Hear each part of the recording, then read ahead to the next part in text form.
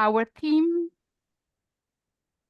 theme, present and future challenges of French to Bengali and Bengali to French literary translation, invites us to explore the complex yet fascinating world of literary translation between these two vibrant languages. This event will delve into the challenges faced by translators working between French and Bengali, as well as the broader complexities of translating between a European language and an Indian vernacular language.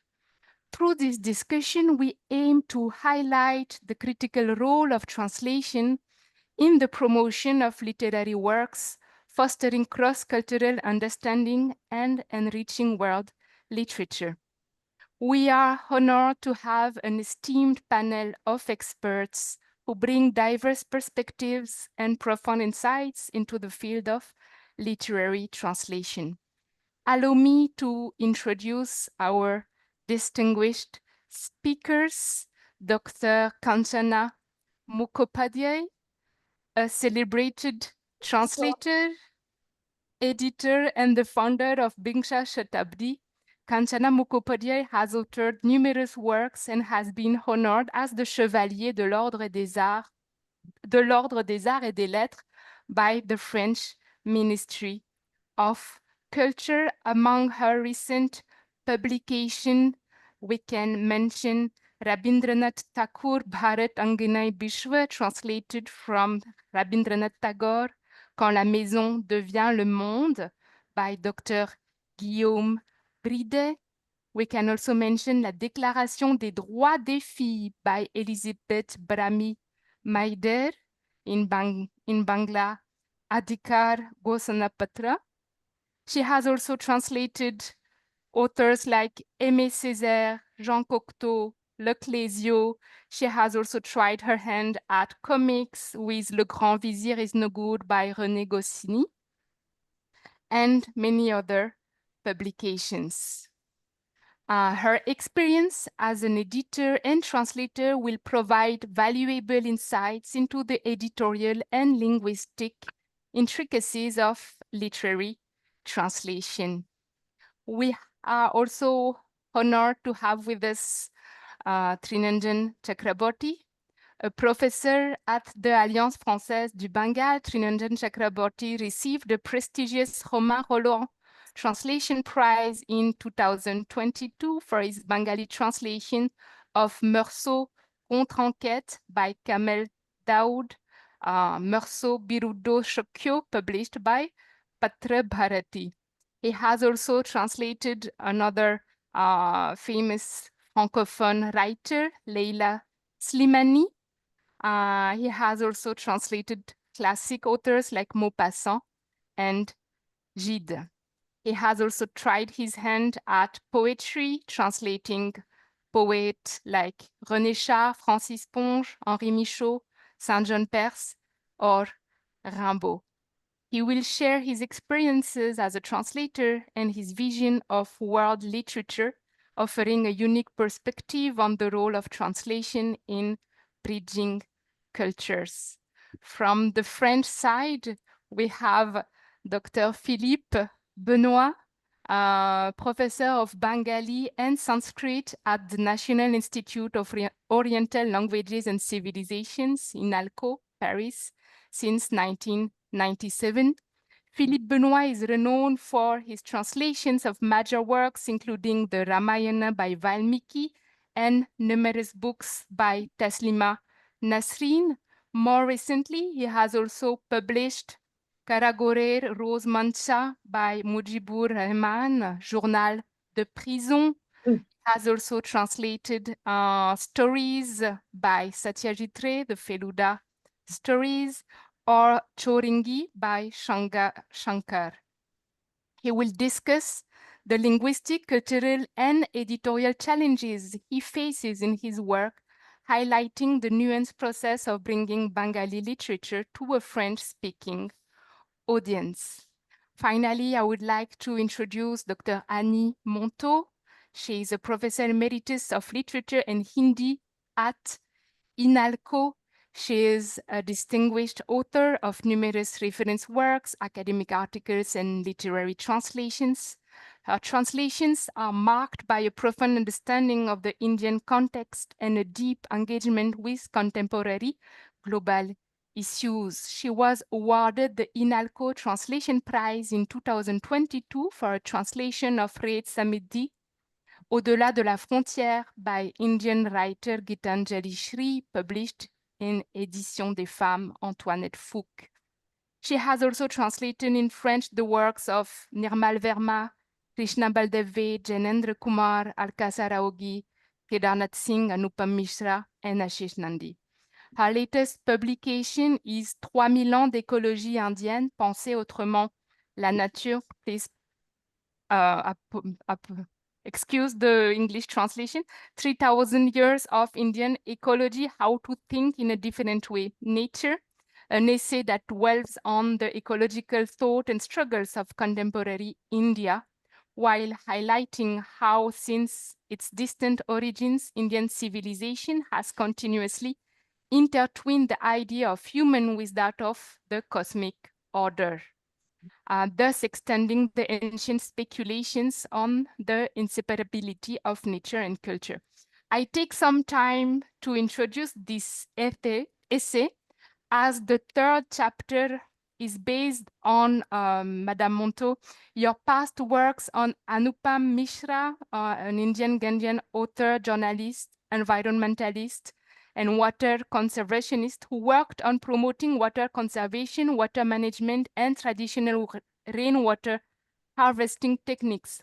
In your introduction of your French translation of Rajasthan Ki Rajaj Bunde, you highlight the incredible palimpsestic and metaphoric power of the language used by Mishra to describe ancient techniques, and how by simply using specific words holding specific connotations, the author implicitly communicates to the reader the intrinsic connection between technical and spiritual elements of water conservation in Rajasthan. Indeed, Hindi and Bengali are highly palimpsestic languages, and users of those languages are also very much aware of the origins and connotations of words. So, for example, when I first came in India, in Delhi, as a young student of Hindi, and I said to another young student of my age, an Indian student, "Main intezar karungi," the reaction was big laugh, and initially I did not understood why. I thought, where did I got my conjugation wrong? And afterward, I realized that maybe I sounded a bit too Bollywoodian, because yes, a normal daily use would say may wait karunga or may wait karungi, but not intezar. And my should Hindi was met with lot of laugh when I initially came, which is just an anecdote to show how just the word in Hindi or in Bengali have a full baggage of connotations. And this makes the work of the translator quite challenging.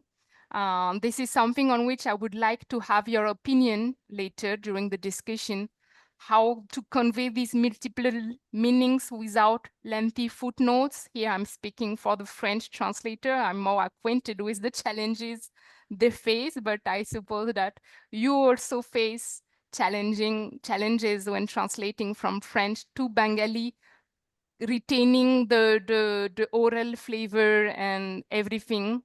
While nowadays, when you hear people talk on the street in Kolkata or in Delhi, there are so many English words. How do you manage to keep something that is fully Bengali and still have that oral flavor?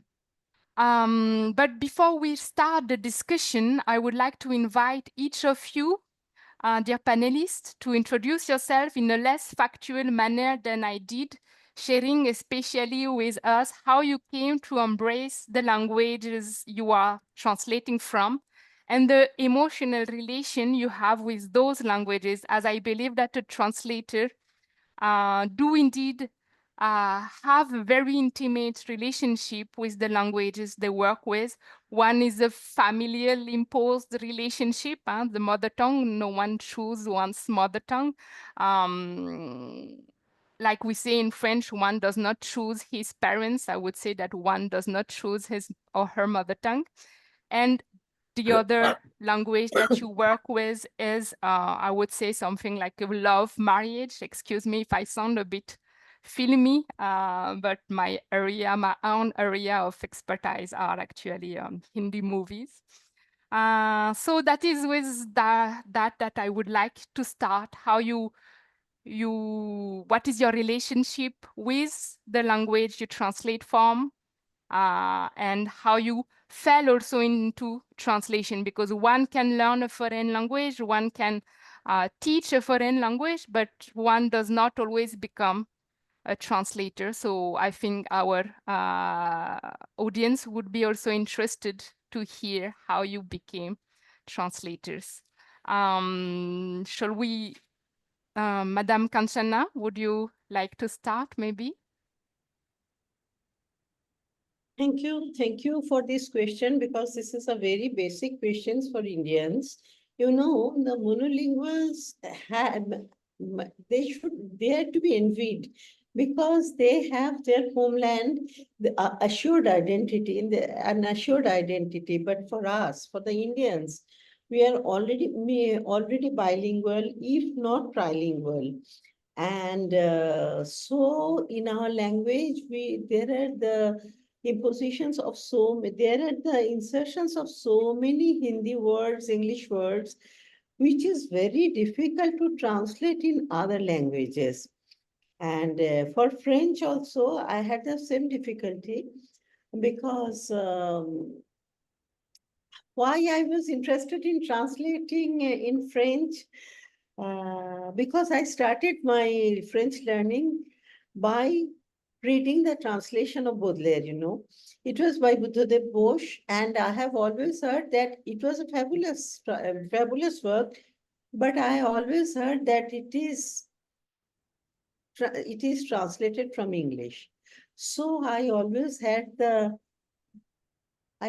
wanted to get the real essence of the language. So it started like that. And I'm very proud to announce that I am a student of Alliance Française, and you have seen my professors. At least one you can see. Who are they? So whatever I have learned, it goes to their credit. I was not a very good student either, but I can tell you my Bengali is not bad. First of all, I wanted to make one small correction. I am really not the founder of Bingsha Shatabdi. It was my parents, because it was founded in the mid 50s. At the time, I was not born. I have taken up their legacy. That's it. But they always used to have good translations in their magazines. Previously, it was a magazine, then it was a publishing house. So I had a trend of translating from English, from Sanskrit. So I have seen it from my childhood. Translation was something very easy for us, and we were the biggest publisher of Russian translated books, particularly children books. And their children literature is really very good. So I was grown up in an ambience of translation from English, from Sanskrit, particularly by my father. So that was the background. And then I started learning French. And when we were students, it was very difficult to get a French book in Kolkata. We used to go to College Street. We used to try to find the old books. And if I could get something, or in Frisco Street, there are one or two shops who used to sell the rejected books given by the tourists. That was our base. So I always thought, and when I started learning the literature, I found it is so rich. I always had the dream to give a taste of the French literature to Bengali readers, because they are very eager. They're very eager to have the taste of foreign languages. That's how my translation from French to Bangla started. Thank you very much. Mr. Benoît, would you like to let us know how you came to translate from Bengali to French? Oh, first of all, I am very glad to see many of my old students here, like Kanchana herself, and many others, Trinanjan, Niranjan, Aniruddha, and it's really, after such a long time, a very great pleasure. So how, well, first of all, it's not, of course, it's unexpected for a French like me to learn Bengali. So maybe I must first start with the learning itself of Bengali. So um, was it really chosen, or I cannot say that because in a way it's by chance that at a time I was sent to the Alliance Française in Calcutta in 1983. It was not really my choice, but I remember that I had a choice between Bangalore and Calcutta, and so I chose Kolkata and not Bangalore. At that time, Bangalore was not at all world famous as it is now. And Calcutta for me, well, I've never been there. I never traveled in India itself, but at least Calcutta was known to me through some books, through many films I had already seen before going first to India and Calcutta. So then it was a part of chance and a part of my own decision in a way. And so when I came first to Calcutta, I didn't know Bengali at all. And gradually, and the interest came in my mind that no, I am in Calcutta. I have spent 2 years in Calcutta. I'm spending 2 years in Calcutta as a teacher in French in Alliance Française. So I have to learn it. And of course, the contacts and the very interesting exchanges I had with Bengali people, especially first of all my students, and then many other people in Calcutta, uh, made me very eager and more eager to learn the language. And uh, maybe I did not learn very seriously when I was in Calcutta in Alliance Française, but when I went back to Paris after 2 years, I was really determined to learn Bengali. That's why I went to INALCO. I got an admission at INALCO, and this is the occasion to mention my professor, France Botacharjo, uh, who whom I met a few days ago. She is still here, and also she is worth being mentioned here because she is a great translator of the. She has done a huge work, considerable work of translation, of research also, but translation, as we are speaking about translation, she translated so many books from Bengali to French, from Tagore to many other authors from the contemporary period, from the medieval period, etc., etc. And but I don't want to be too long. Maybe Clémentine, you No, please, did I please. answer No, the no, no. question? It was Yes, yes. Maybe, so. so that is why you started learning Bengali, and but we Mm, know that all foreign language teachers do not become translators. So what was Yeah. the initial, Mhm, mhm. motivation? Here, Or I must say, I had been trained for translation, very well trained. I think I realize now for translation in general, and not especially from Bengali, but because I was initially a student of classical languages, Latin and Greek, and the translation from those languages to French was the most important part of our studies in those languages, classical languages. So I realize now that it was probably one of the best training one can imagine for being prepared to be a translator. So when it came to my turn to get some proposals for translating books from Bengali to French, uh, I think I was already trained in a way, not even, maybe not especially for Bengali, but in general for literary translation, I was well prepared.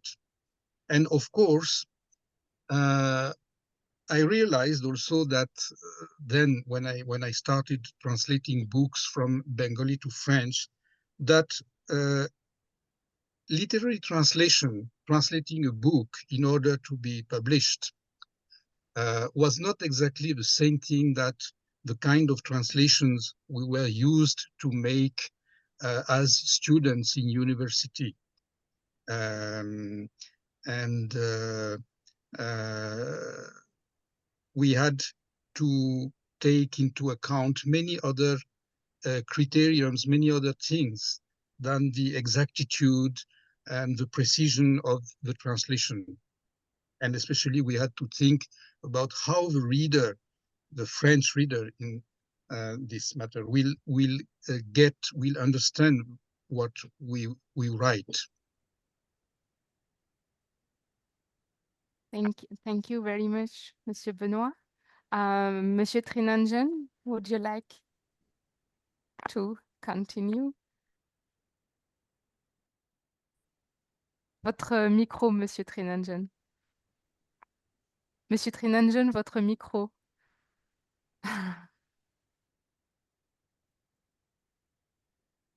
Sorry, it was off, muted.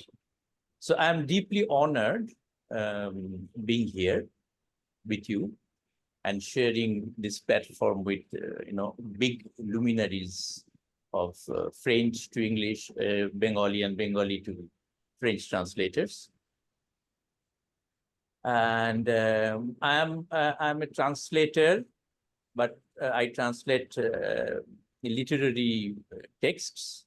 So I'm a literary translator. So that is my domain. Now, you see, how I started translation, it's difficult as well as not so difficult to answer. Because, French language and literature used to enjoy. I don't know how it is right now, but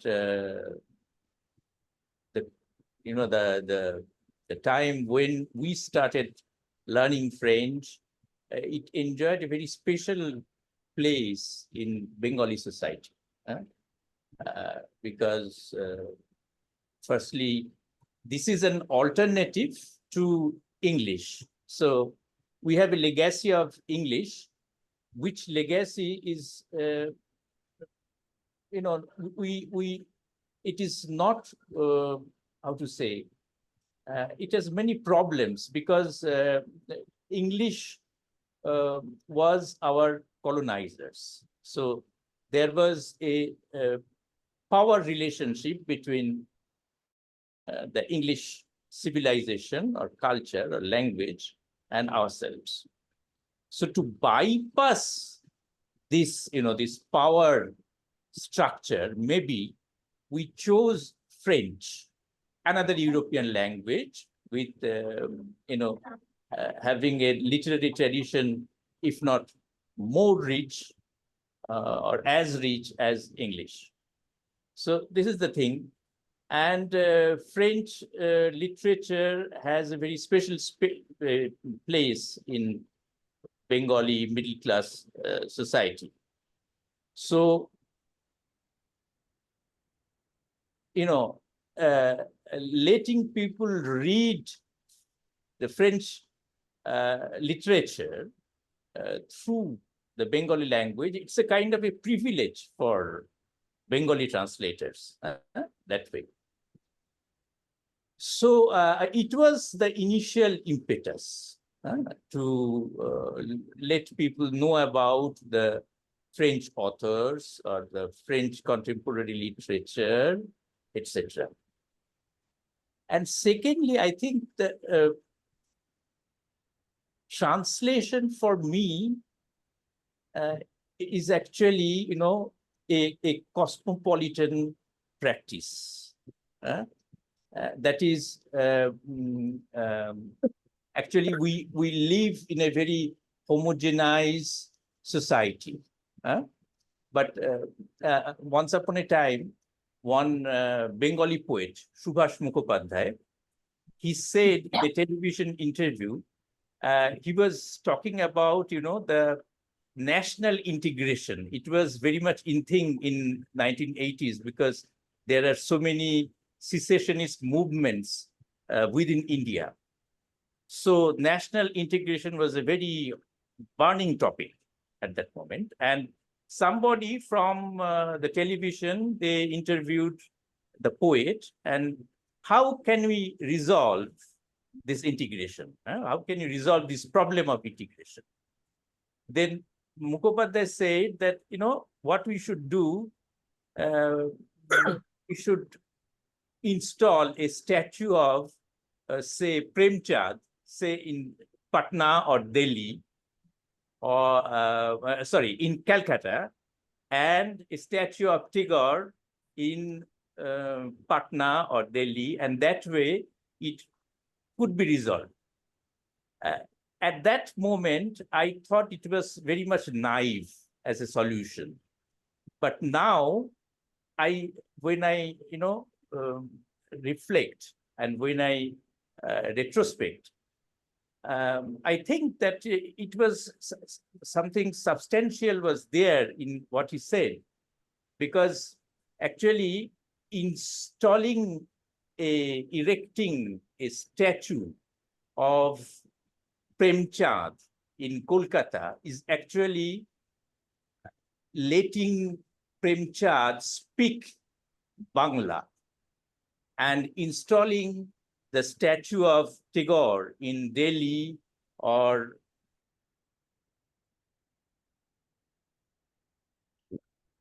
Mr. Trinanjan, you got muted again, I think. Okay. so. For me, the translation is that kind of, bridge building between two cultures, two civilizations. And that way it is absolutely exciting translation. Firstly, this, and secondly is the translation. It makes us face a heterogeneous space, heterogeneous.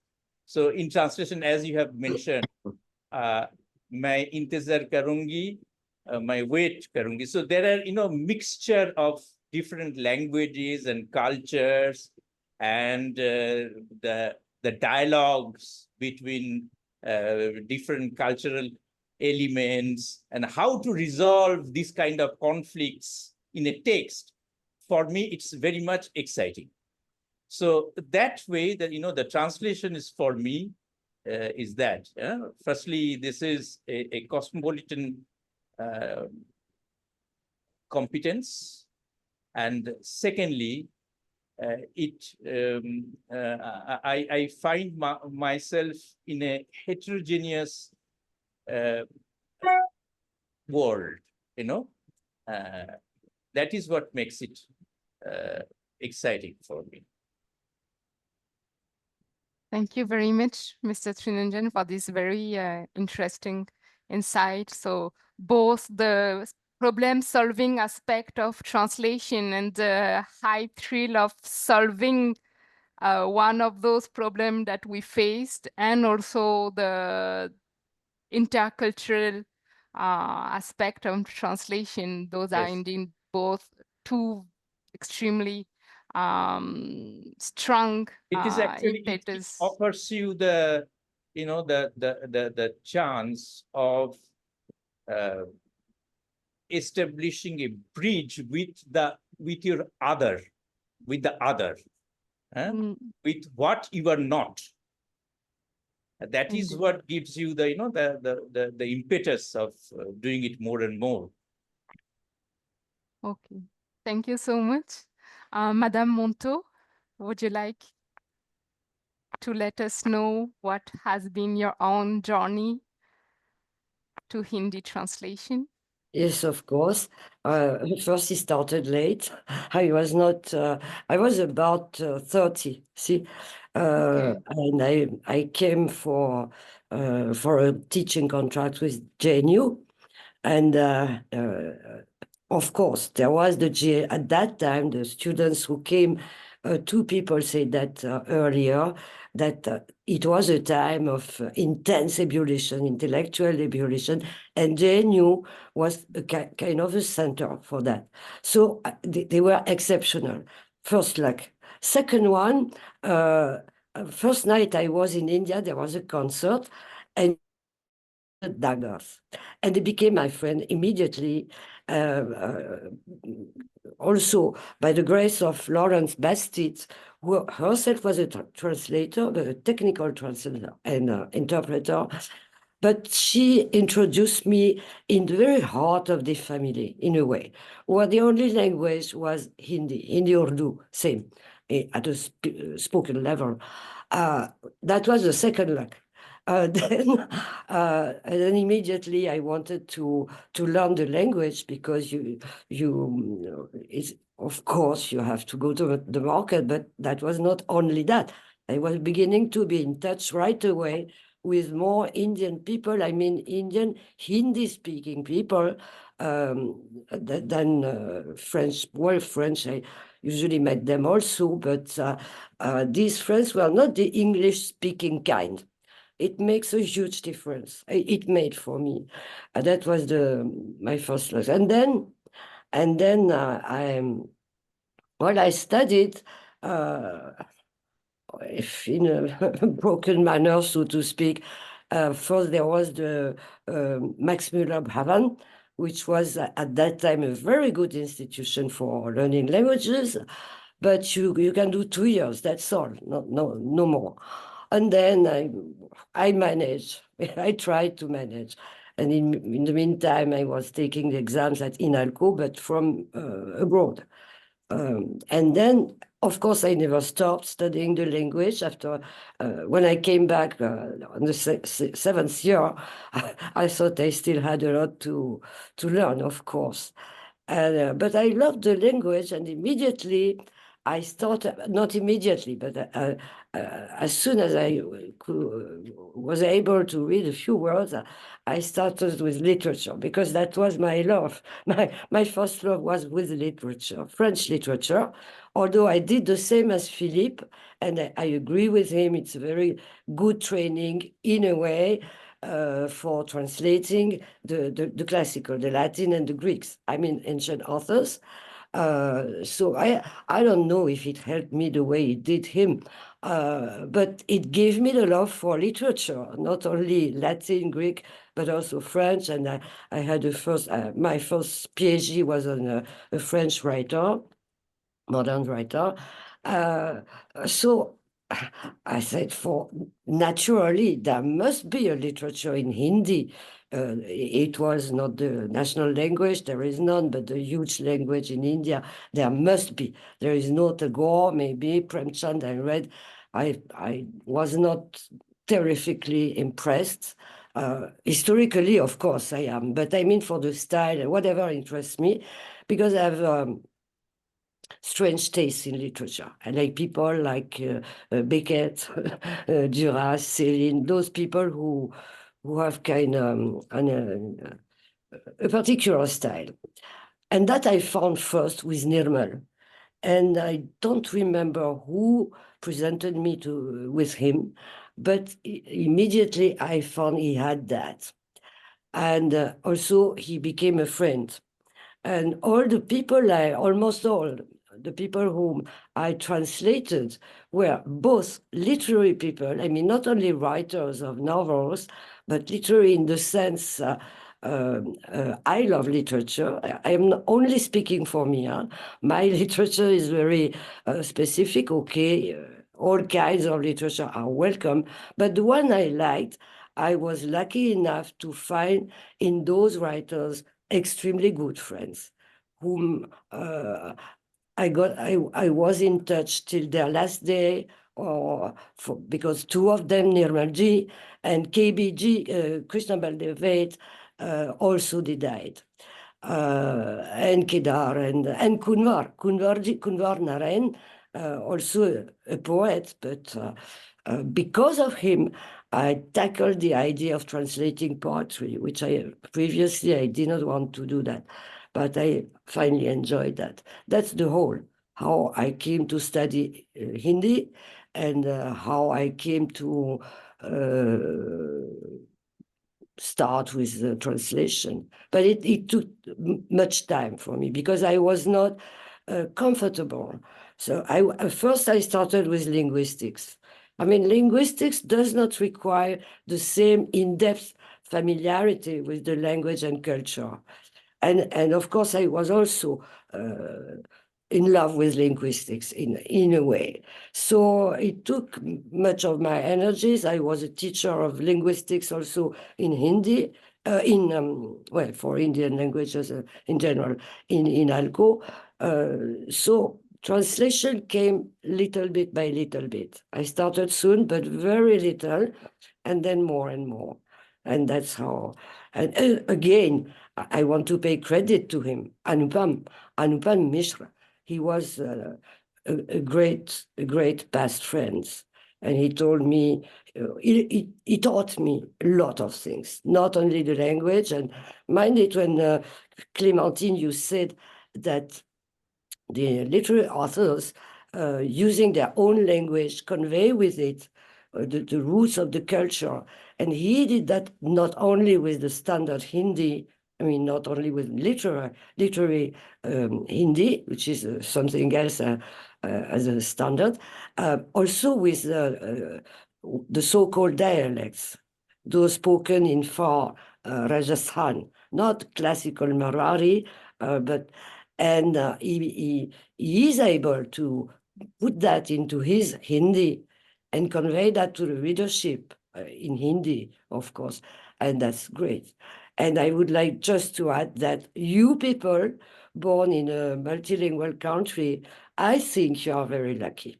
You may think that people from monolanguage contexts are lucky, but I do think that multilingual born are more lucky.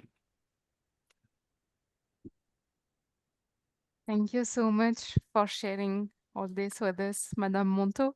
Shall we continue with the second angle, which is the main linguistic? If you could just, all of you, share with us example of word or expression of sentence that embody the challenges that you faces when translating from one language to the other.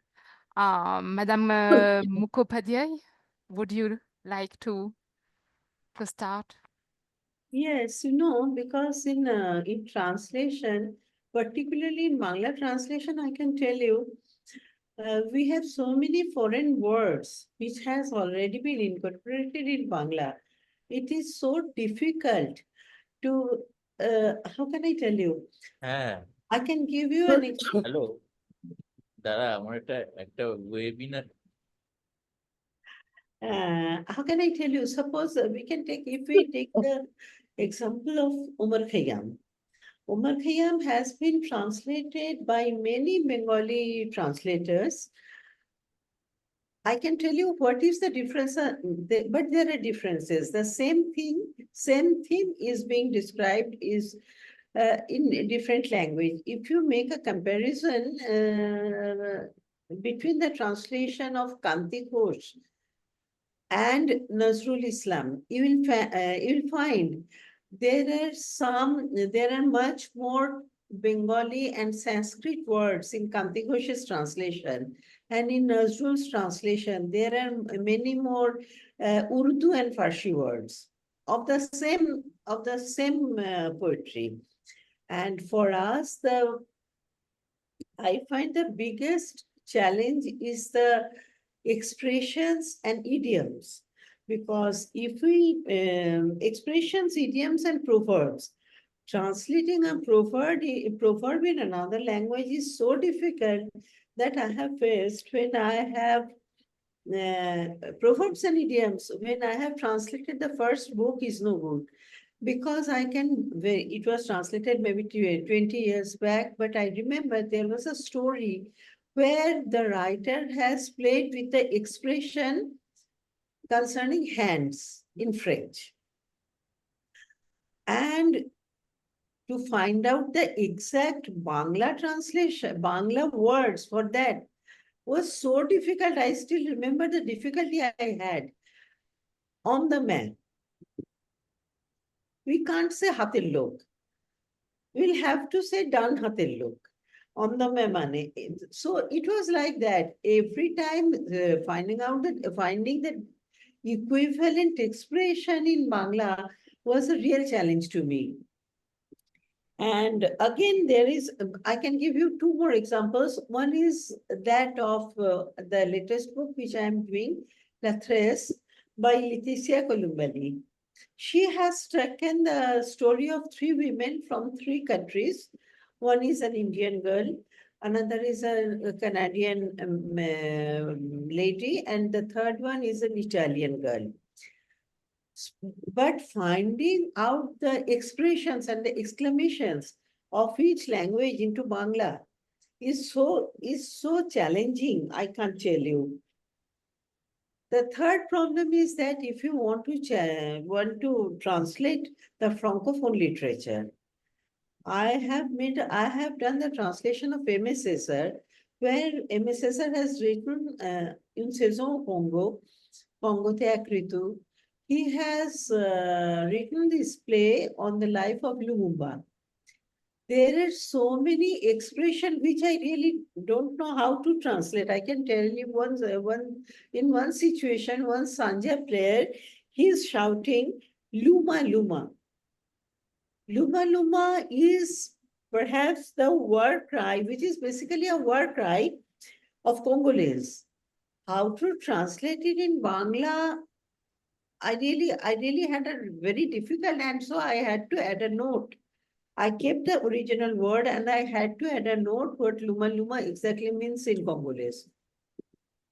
So these are the basic challenges we face when we translate from one language to another. And of course, there are the expressions, as I can tell in MSSR, the songs. In the songs, I find there are many more presence of animals, trees, and the nature, because he hails from Africa. But we don't have the similar things in Bangla. So translating them with the same sense is a very difficult task, which I have faced in many cases. So these are the main problems which I face. Thank you so much. I would be also interested to hear what Monsieur Trinanjan has to say, what are the issues he faced with his latest translation. Personally, as a French speaker, my main curiosity is that today the Bangla we hear in the street is full of English words.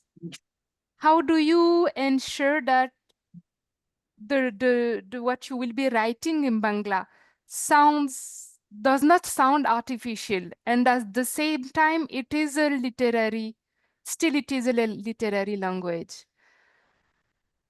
Well, no, you see, at first I must tell you that I already said that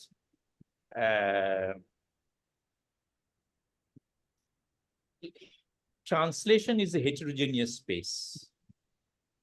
It will never be homogeneous. It will never be perfect. You know, seeking perfection in translation, I think it's an illusion. It can never be reached, attained, right? Because languages differ, grammatically, on the grammatical level, it differs. For example, the difference between passé simple and passé composé, it is absent in our language, in Bengali or in Hindi. It is not there. Passé simple doesn't exist.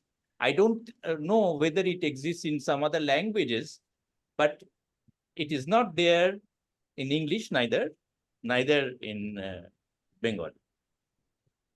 So on the grammatical level, already you have these problems when you are translating literary texts and récits. You are having this problem, and you have to solve that problem. Now, problems can not always be solved. It remains like that.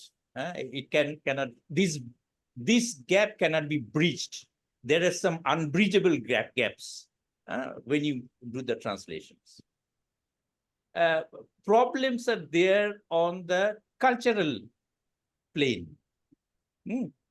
For example, as already Kanchana cited, for example, the word SAMU in a French text, I encountered this problem.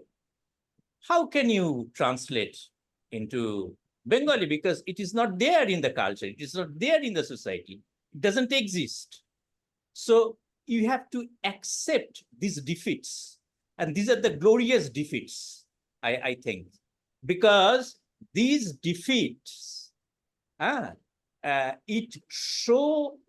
they show you the way of differences, cultural differences. I think realizing those differences is more important than identifying with what is same. I think that is why we translate. This is the impetus behind translating from one culture to another, to one language to another. So these gaps there are gaps which are unbridgeable, and there you have to find out some, if it is, if you want to keep the style intact, you have to sacrifice the word. If you want to keep the word intact, you have to sacrifice the style. So you have to sacrifice something to gain something from the foreign texts. That is how I see this. This is not a problem for me. I think this is a kind of the richness that offers, that is offered to a translator and to the reader of translated texts. And so, and there is another way of, giving notes. For example, Pied Noir or Samu, you cannot translate. So you keep Pied Noir, you keep Samu, and then you explain in your notes. And that it doesn't, look very elegant when you see notes, notes after notes in a literary text, in a novel.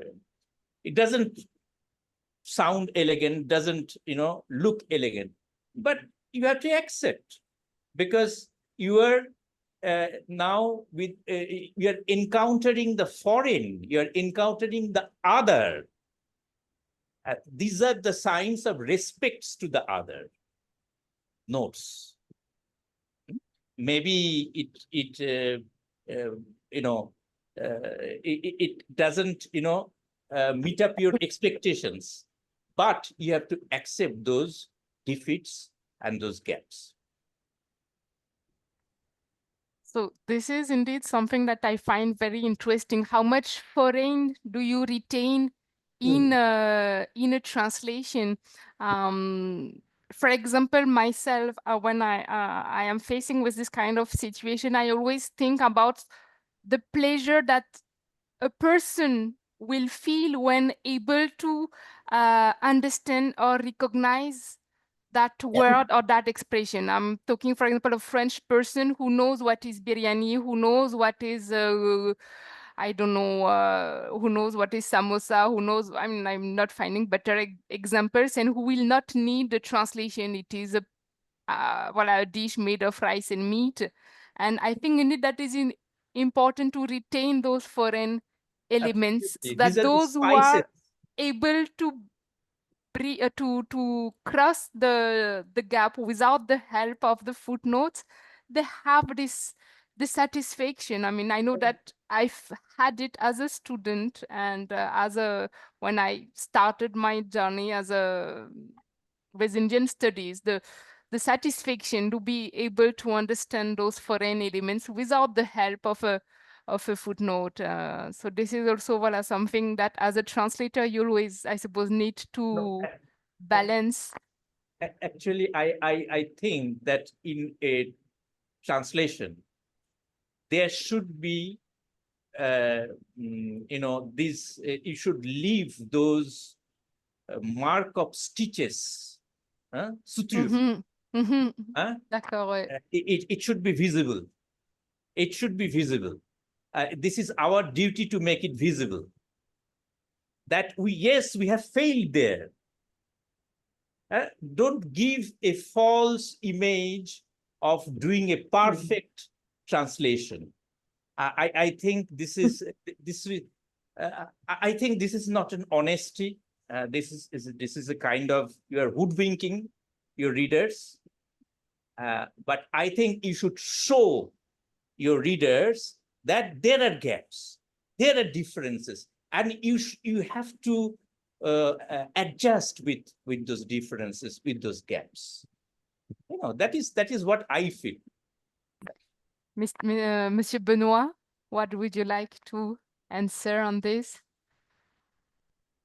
I was listening with particular interest to Trinanjan, what he just said about this question of the gaps, and that should not be necessarily filled up.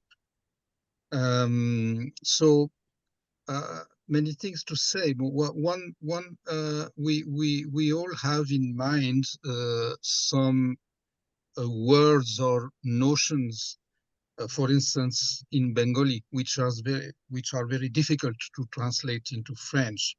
One of the probably most famous examples is this word of adda, which itself is not so easy to give a definition because I remember this famous article by Buddhadev Boshu about the definition of adda.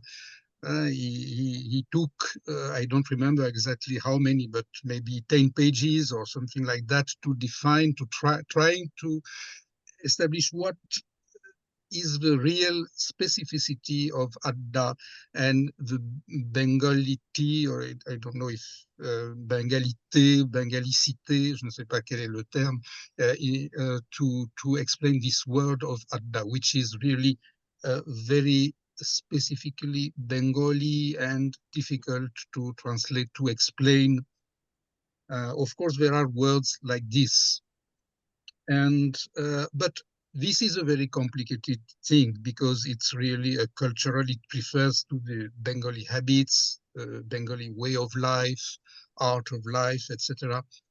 There are more simple things which can be also very embarrassing, or where it is always difficult to get a very fully satisfying solution, like even a very, very simple thing like chair dukan or chakhana. Of course, we can imagine a lot of solutions like magasin de thé, like échoppe à thé, débit de thé, etc., etc. All these, many things can be acceptable and interesting, but nevertheless, as it is not something familiar to the French reader, whatever word you choose to translate it, it will not be so, you never know how it will be received by the French reader. And there are many other examples. One of the most common problems for the translator from Bengali to French, and I suppose from most of the other Indian languages to French, is the use which is so normal in Bengali of the words like Didi, Dada, Mama, Mami, etc. And it is very, it's definitely, it would not be a good solution to replace them by the names, by the first names, or because it's a part of the Bengali culture, of the Indian culture, to use these terms and not naming a person directly by his or her name, which is not considered as respectful. But it's very embarrassing in French, or I suppose in other European languages, because it becomes long or complicated or not natural many times, or you have to keep those words like Dada, Didi, Mama, Mami, etc. But it's also well, it's the problem Trinanjan was about. It's a question of making the French reader more familiar with the Indian way of naming people, the relation with people. But in another way, we have to be careful. We have to, because if it could be too much also for the French reader to have too much Indian words in the translation, Bengali words or Hindi words or whatever it is. And we have to keep in mind also as translators, French translators from Indian languages, that the French readers are not familiar with Indian world, Indian civilization, Indian literature. And we also must be very careful, because there is a risk, a kind of risk of discouraging them of in their interest for those literatures if it becomes too much complicated, too much heavy because of the abundance of Indian words or Indian notions in the translations itself. Of course, we have Trinanjan mentioned the footnotes, the notes in order to explain some things which we cannot translate properly. But I remember about these questions of the notes, of the footnotes, etc. I think it was the Bengali author, but writing in English, Amitav Ghosh, is totally against notes, and he doesn't allow his translators to use notes and even index or those things at the end of the book, because he thinks there is no notes, there is no footnotes, and these kind of things in my own book, so it should not be there in the translations also. So I don't agree with him, but I think his opinion is very interesting because it gives another view, another conception about the translation and the work itself. Okay, that's what I was Thank you planning so to say much. for the moment. Thank you so much, Monsieur Benoît. Madame Montaut, I would like to hear how you manage without extending à l'infini the number of footnotes to convey the connotations, the palimpsestic meanings of words when you are translating. I know that you pay also a lot of attention to the styles, the alliteration, etc. So yes, how do you manage? Ah, je pense que Madame Montaut. Okay, so maybe she can answer later. I would. Okay, Pardon, Madame okay, Montaut. okay. Oui. It gets the video I cannot because they said l'animateur l'a arrêté. But no problem, I don't need a video. Can you hear me? Yes, we can hear you. Okay. Yes, all that are very interesting and very recurrent problems. I would first say that I never asked a problem myself because I know I won't choose. The publisher always choose. We have no choice. We have no voice in that matter. And there are publishers like l'Asiatech who are doing bilingual editions, and they allow everything, glossary, which is a very good thing, and also footnotes. But it is didactic. Can I say that? Des éditions didactiques. So it's quite special. I like that, of course. Usually, publishers of novels, I mean, good publishers, they do not want notes. They hardly allow for one or two. Maybe you will have a right for a post note or a preface, and you can explain a few things, but not all, you have not always this opportunity. And I think it's a challenge, and it's not a bad challenge. And nowadays, the French reader are more or less accustomed to at least a few of these realities,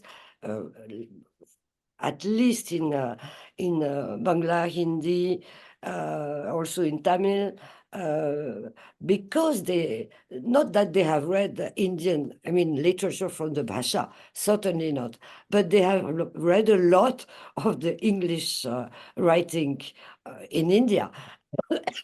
Rashdi, you learn a lot when we must be grateful to him, and Amitabh, same.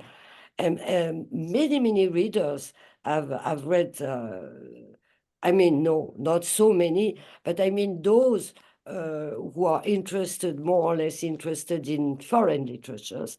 Usually they have at least read one of the major English writers, and they use these words. So you can it's not like you start with nothing. And then when we happen to have these problems when the Russian literature was first translated into French, that was terrible, particularly for these family appellations that Philippe Benoît was alluding to. It's full of it, and it's just terrible. And the names also are just terrible. But you manage, you suffer in the beginning, but you manage, you have this feeling of foreignness. And speaking of foreignness, if I may, because I also feel a little bit an outsider with my Hindi in this country of Bangla speakers. It was Trinanjan who mentioned the fact that you must confront with the feeling that you are listening to the other's voice. And the problem in the translation studies in France, it was a huge discussion, a huge topic for 10, 20 years, and we have the king of foreignness, so to speak, is Antoine Berman. You may have heard of his name. And unfortunately, he's not translated into English, but you can read French. And yes, his way is enormous on the theory of translation. He himself, of course, is also a translator. And he was so much against the acclimatation, acculturation, so much in favor of keeping the foreign as a foreign speaker, culture, everything, that he used to oppose radically every equivalent. No equivalent for proverbs, for instance. Well, I'm not saying I follow him, not to this extent, but he said, you choose for instance, the French equivalent of a Bengali proverb or reversely, and that is the sign that you are distorting. A good translation, a non-distorting translation, should never, never, never use equivalence. That's an extreme position, but he can defend that. I wanted just to mention him.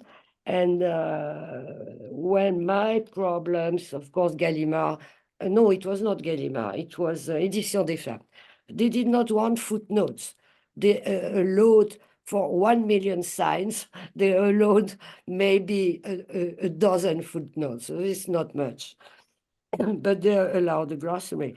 My problems was also, I'm not speaking of size, it's an altogether different matter. We have no time to treat it here, but I mean of difficult styles. But the problem I'm sure everybody of you encounter is the so-called eco word, chaiwai. You know, it's not only chaiwal and the rest, etc. You can say lekin wekin. I'm sure in Bangla you have the same things. And it is extremely important to convey the familiarity, the connivence between reader. I mean, usually it's oral, but literature is full of that. So you have to find an equivalent. You can keep it like that. And you cannot also skip it. So I would not like that. The same kind, you and Trinanjan also mentioned the frequency of English in oral Bangla, same in for Hindi, of course, but there are other devices for orality. For in Hindi and sure in Bangla also, word ordering is totally different in the oral speech. And there are a lot of idioms, expressions, uninterrupted sentences, a lot of reduplication, echo words, all that. And so you cannot directly transfer.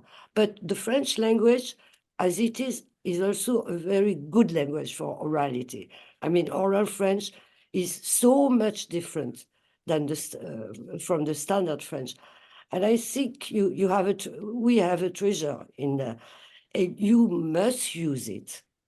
I mean, that's something I like to do, but of course, since I myself translate, except Kunwar Narayan and Anupam, usually writers who do use orality lavishly. I am not speaking of dialogues in the narrative.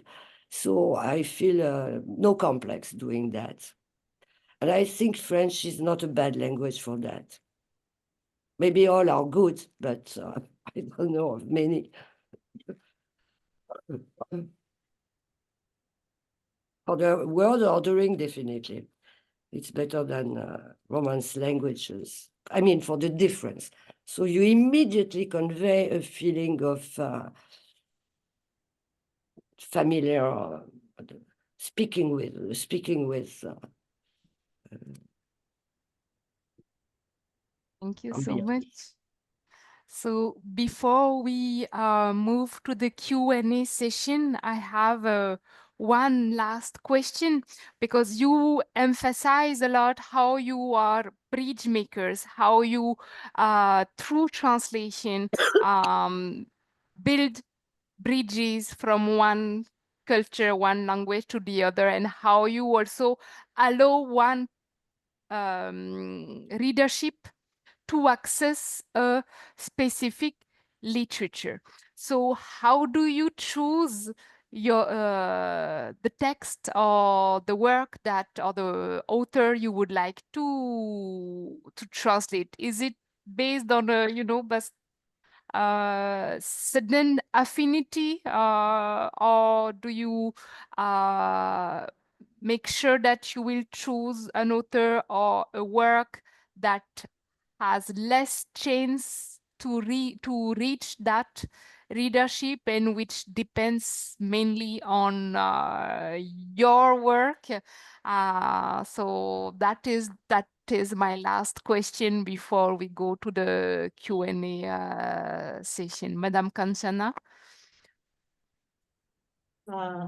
At the beginning, when we started working with Brother Leaf, they gave us the full liberty to choose our theme, and now they have become more thematic, because sometimes they take a theme and they bring out the books for that to be translated.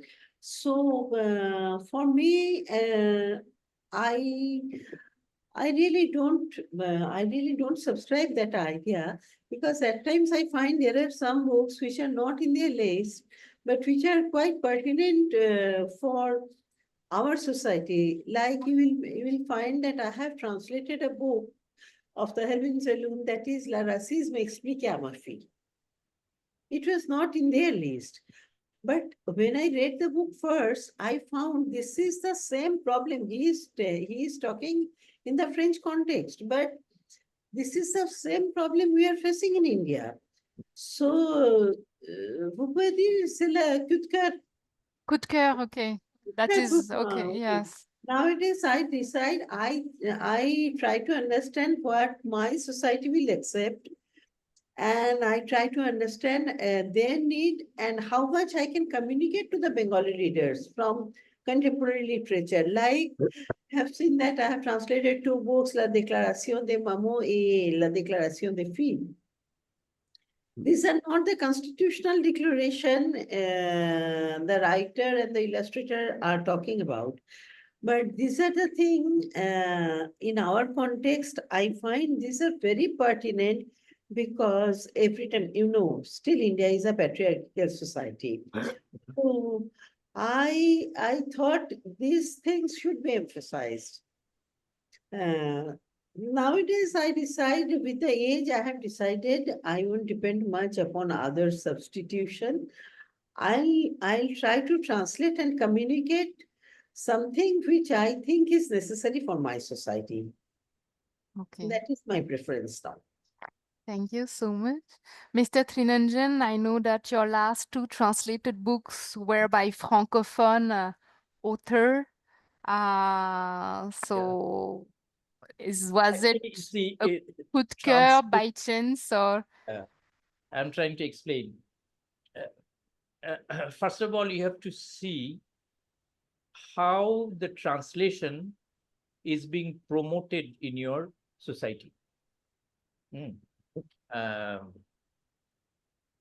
In Bengal, translation is not even a cottage industry. It is not, it's nothing. It doesn't exist. It doesn't have any such, the readership or market or whatever. So this is absolutely an individual initiative. So this initiative comes from the translator. It mediates through the translator, and I think it ends up, so translation has a very weak presence in our, it is very much unfortunate, but this is the case, because in our society, people, when they try to connect with the world literature, they do it through English. They find it very much natural to read some authors in English. So I think the translation, it is not being thoroughly promoted, not being thoroughly, taken care of. It is just like that. And you translate, you are a translator, you're condemned to be a translator, and you find some ideas very interesting, and you try to make it accessible to some, some imaginary readers, and you don't know who are exactly reading this and what is their market. So I think it is that. It is absolutely a personal and individual choice. Thank you so much. So just before we hear Mr. Benoît and Madame Annie Montaut, for the Q&A session, I would request all participants to write their questions in the chat with just one line of introduction, because it will be too complicated to unmute per participants. And we will then read out the questions to the panelists. So you can start already putting your questions in the chat box. Monsieur Benoît, how do you choose your books? I know that you have translated extensively Taslima Nasreen. Now, what do you look for into a book to start translating it? I'm afraid I'm not the right person to answer this question, because I never chose myself books. It was always a proposal from a publisher first. It's in a way, it's the contrary of what was saying Trinanjan. That first, Okay. a publisher came to me or to us, because one of the problems is that we are very few people in France to know Bengali well enough to translate on our own. So apart from France, Bhattacharya and one or two others, the choice for the publisher is really very limited. And so as I was, it happened that I learned Bengali, and so I was one of the likely translators. And so first I started my career of Bengali translator or French translator from Bengali with Taslima. And so all of you know that there was this, although it was 30 years ago, but a kind of, it was an urgent task to translate her, to promote her, to make her works known in the world. And so it was a kind of political situation, and that required at that time to have her works translated as soon as possible, as quickly as possible. So it started like that.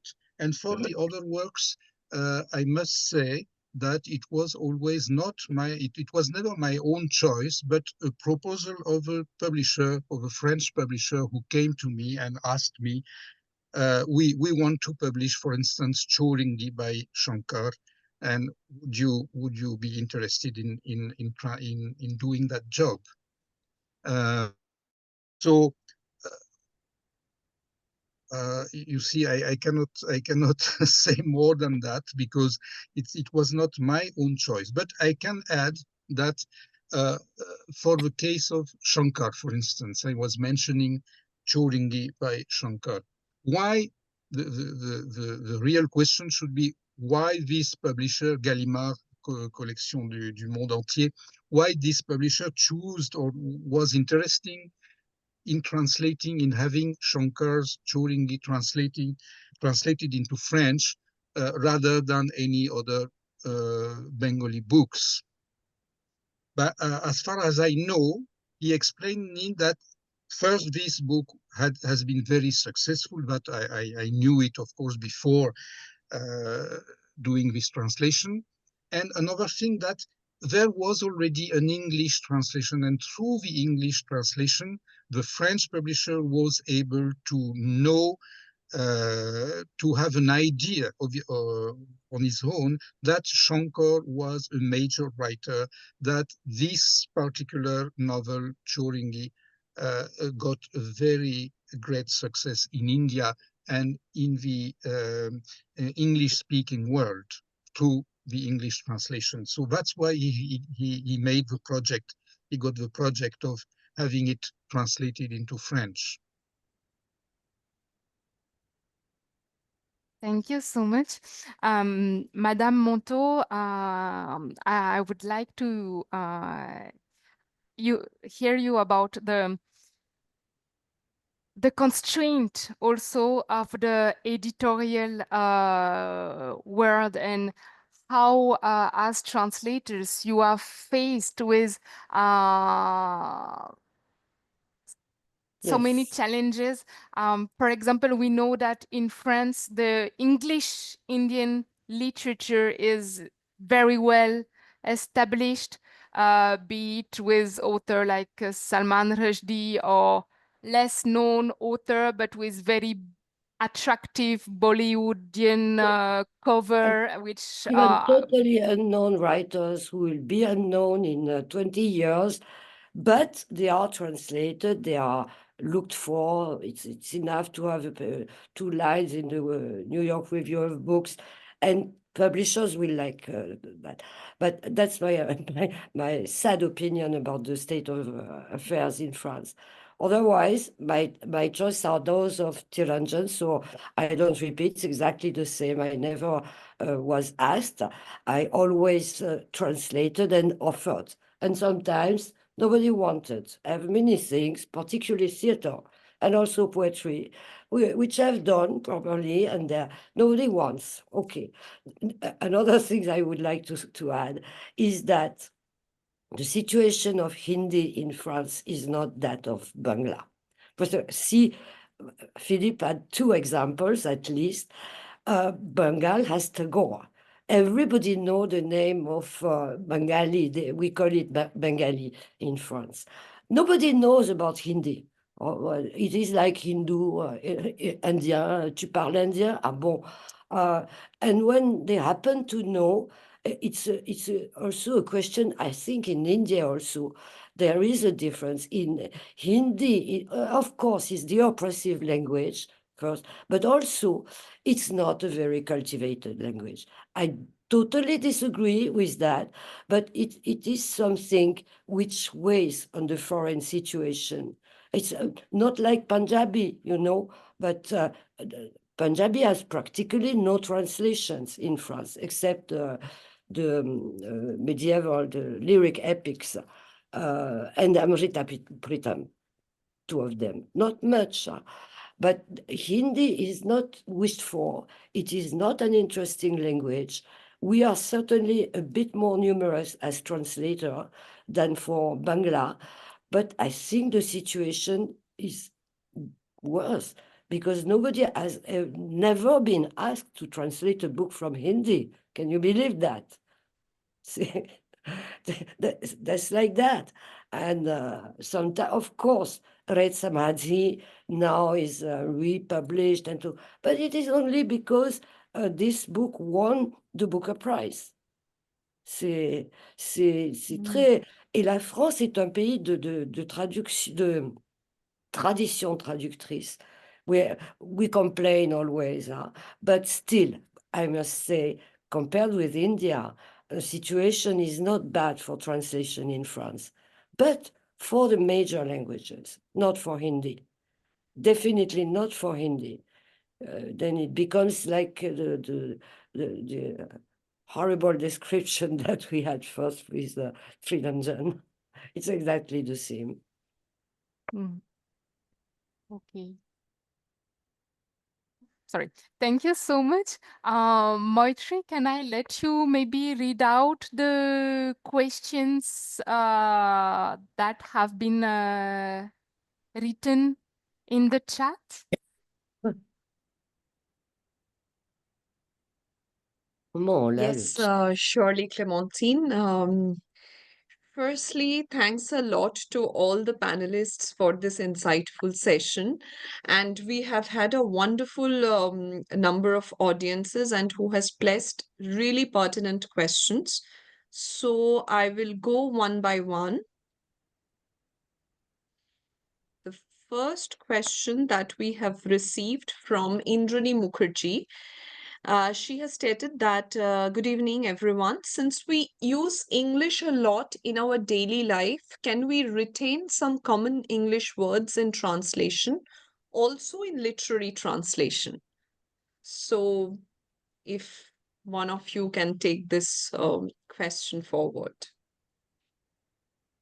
Maitri, if you permit me, I am of the opinion that we should retain some of the words, like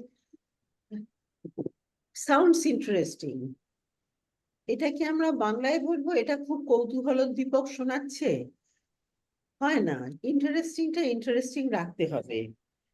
যদি বলি পেয়ালা পিরিচের থেকে সে চা খাচ্ছিল, মানেটা হয় না। Couplet বলতে হবে, সুইচ অন অফ বলতে হবে। আমার মত, আমরা যে শব্দগুলো এখন the words which we are using in Bangla day-to-day usage, we should keep them. It is my opinion. Others may differ. May we request any other input from any other panelists on this topic? I think this question is addressed to those Maybe. who are translating from Bengali to. Yes, right. Yes, as far as I on my own experience, but it's different that of that was telling Kanchana. This is a different thing, but I was mentioning the novel by Shankar Choringi that I translated about 10 years ago. And in this book, the English language is very important. It is often used because the main character of the book is working in a five-star hotel, and so he's constantly in an English-speaking environment, not purely Bengali-speaking environment. So for me, when I realized that, I decided that, yes, I have to keep some English sentences, English words, maybe not 100% of the English words of the original book, but still it's a stylistic element of this book, so I have to keep it. And even if sometimes I translate in the English words or the English sentences when it is long sentences from English to French in footnotes, for instance. But then I think that for this particular book, at least, and I think there are many other similar examples in Bengali or Hindi literature, we have to consider that the English is really a part of the original book. It's not just a way of speaking with familiarity or something like that. It's a stylistic element of the book itself. Je peux ajouter quelque chose? Of course. Merci. J'ai dans un des premiers, one of the first books written by Gitanjali Sri, Mai, there is a whole sequence, maybe 10 pages about hybridation. We are culturally hybridated because she went to the convent school. I mean, not she herself, but the heroine. And there is a demonstration over pages and pages. What does it give? Speaking at dinner or anywhere with the family, with broken Hindi, English, switching code. You must translate that. There is no other way. You have to keep, at least what I understand that Philippe also probably had to cut part of it because of the publisher and also the limit of the French knowledge of English. That's something also. But in such cases, we have to. Especially that I think in India, code switching is so meaningful. It says so much about the status of the characters or the speakers. How do you manage this code switching in a monolinguist country where code No, switching we does are not not take place? totally monolingual. But not, English is we do there not as switch everywhere. as much as we switch Sure, here sure. in everyday life in India, where even Sure. but so that is also something that I wonder, and how much Probably also with the so-called dialects, there is also a lot of code switching standard, and that's more Mhm. difficult. So you have to find other type of code switching to render that code switching. Okay. Easy.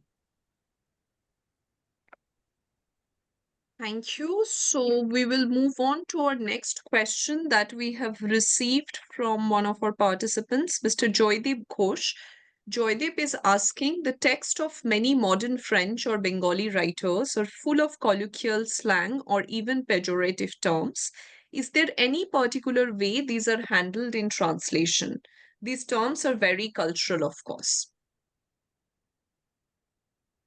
This I think we have already partly Yeah, answered, partly covered. We have already saying partly that covered. Yeah.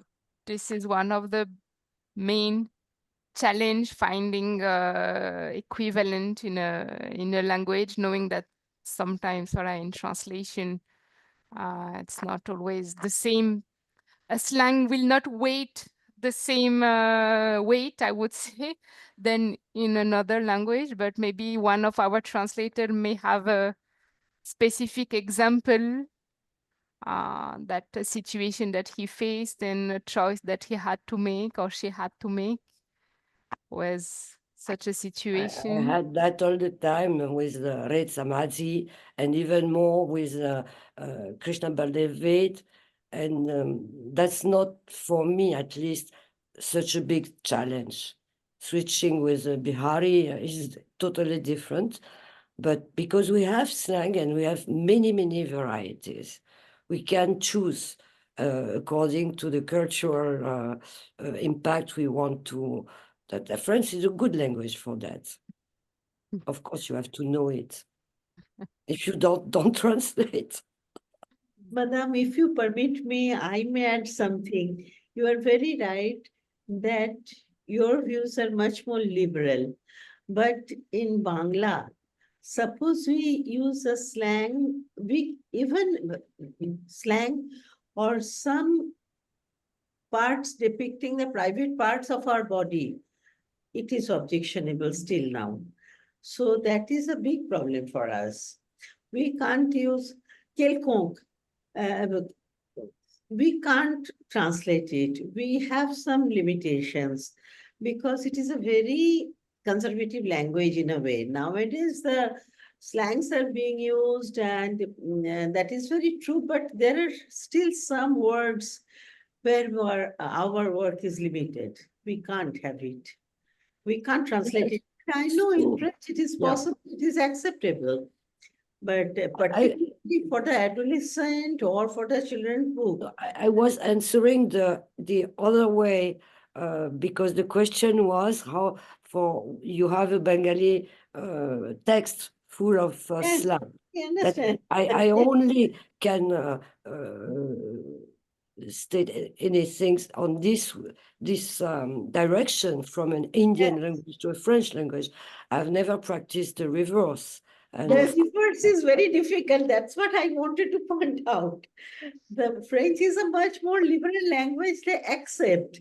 But in Bengali, it will be considered as non-acceptable. That is the problem.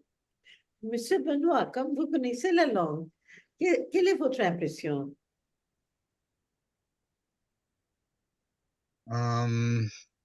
Well, I know the language, but the acceptability, this question of acceptability in the Bengali society, of today's Bengali society, it's more difficult for me to have an idea about this, because I do not live in Bengal now, and maybe my perception is not accurate enough of this problem. But I understand the problem what you are mentioning, and probably yes, I think the at least the impression that we have of the Indian or Bengali society is one where probably it is more difficult than in the Western societies to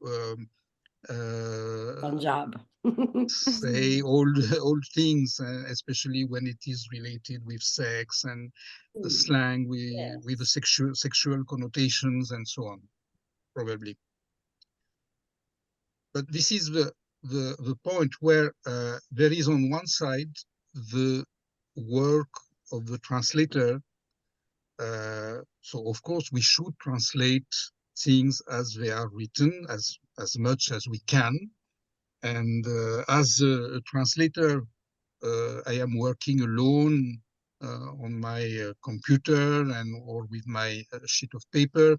And so then nobody is here for telling me, no, this will not be accepted. And that in a second time, when the things is ready for the publisher, and then this question may be there, that will it be acceptable? Won't it be, maybe it will create some problems, even some trouble, some violent reactions from certain part of the readers. This is, I think, these are two different problems. I remember recently having forbidden to use the word servant to translate Nokrani because it's not done in the 21st century's France. There is this gender problem. All the vocabulary has to be checked very carefully. Using the word you can't say technicien de la surface. C'est pas Nokrani. Mais c'est pas pareil. C'est pas Eh pareil. oui, c'est pas pareil, je suis bien d'accord. C'est pas pareil. On ne peut pas dire le technicien. Et un être humain, c'est pas un homme. Mais to use the word man nowadays is becoming complicated. Je veux dire, in general, if you speak of men as a general category, including both, you may have problems. You must say le genre humain, les êtres humains. Si.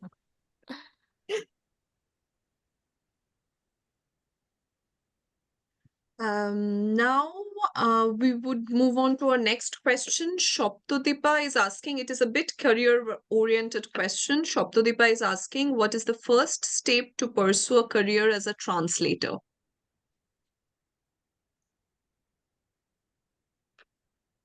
I think Shoptodipa,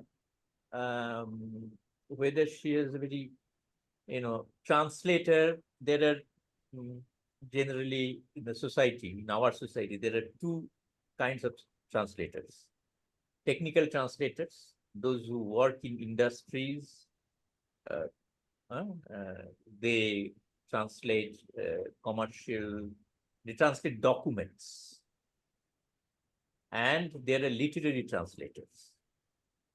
And I don't think that literary translator is a good option for the career. You cannot make a career out of literary translation, but obviously you can make your career of a technical translator. If you're a technical translator, then there are jobs in multinationals and all. So that is what is my answer to this question. I would like to add also that the question of, you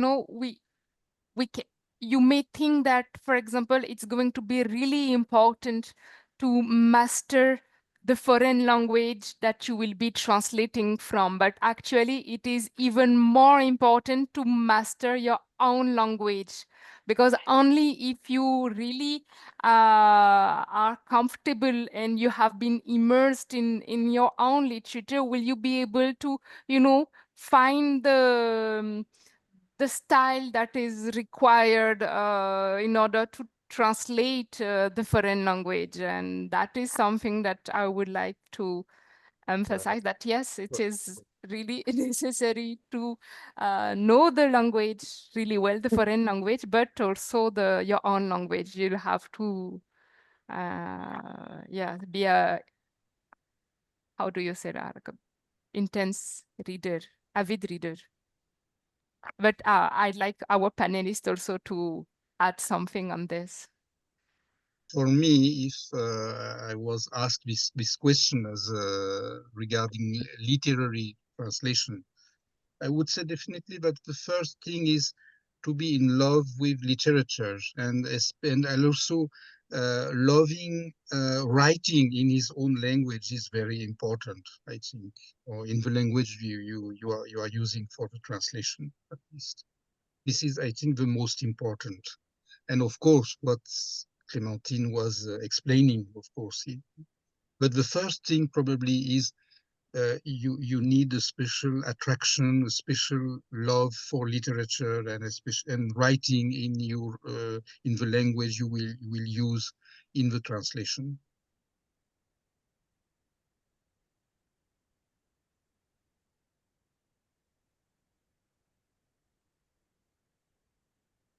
And many very famous translators are also writers. So we had at a time in Alliance Française Pushkar Dasgupta, who has had a huge and considerable work as a translator, and also his own writings, poetry, and others.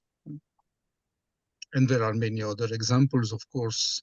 We mentioned a few minutes ago Buddhadev Boshu, who is very famous as an intellectual, a writer, a poet, and also a translator. Even if he didn't translate directly from French, probably, but still he was at the same time a writer and a translator. I think this is probably the ideal situation. Sorry to interrupt. Since you mentioned Pushkar Dasgupta, we had a chance to meet him, many years back. He was a multilingual person who could speak in many languages, and it was amazing to see someone like him who could translate, speak in so many languages.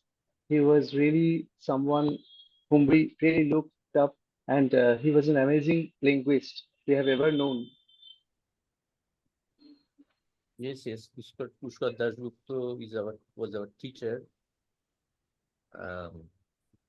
He was a wonderful and loving teacher, as well as scholar of French literature, and a remarkable translator. Well versed in translation theories too. He used to know a lot about translation theories, linguistics, and all. Exactly. So he was a phenomenon in Alliance Française. He created us. We took him as our model. Actually, I should have told that in the beginning. It was Pushkar Da who pushed us, into in this field of translation, and he was a wonderful translator, and is I want to show you. I happen to have these two books with me. I always carry these two books. You can see this. Onubader, Kobitar Onubad. This is a very theoretical book on the translation of poetry. And this is a wonderful translation of, I don't know whether you can see this, Apollinaire Kobita, translation of Guillaume Apollinaire. And this is not a book. I consider this as a workshop of translation. It's not a book of translation, it's a workshop of translation. Because he explained how he, the problems he encountered, how he resolved those problems and all. So these two books I always keep with myself. Kobitar Onubad, Guillaume Apollinaire Kobita.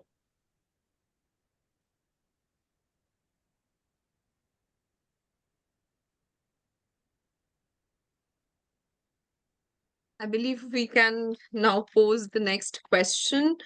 Modhurima has sent us a beautiful and very pertinent question, I can see. She has written, "Good evening, everyone. Recently, I came across a beautiful definition of a language by poet Akhil Katyal. For him, a language is forever growing, changing, or in decline at the same time, contiguous and osmotic with other languages. Language does not have any innate purity of its own. In that context, I would like to know, how does translation pose as a challenge considering this ephemeral nature of a language?"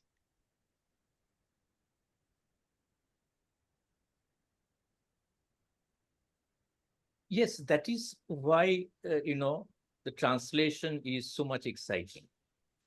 Because language is something abstract, at the same time concrete. And it is mobile, it is moving. So you are actually dealing with two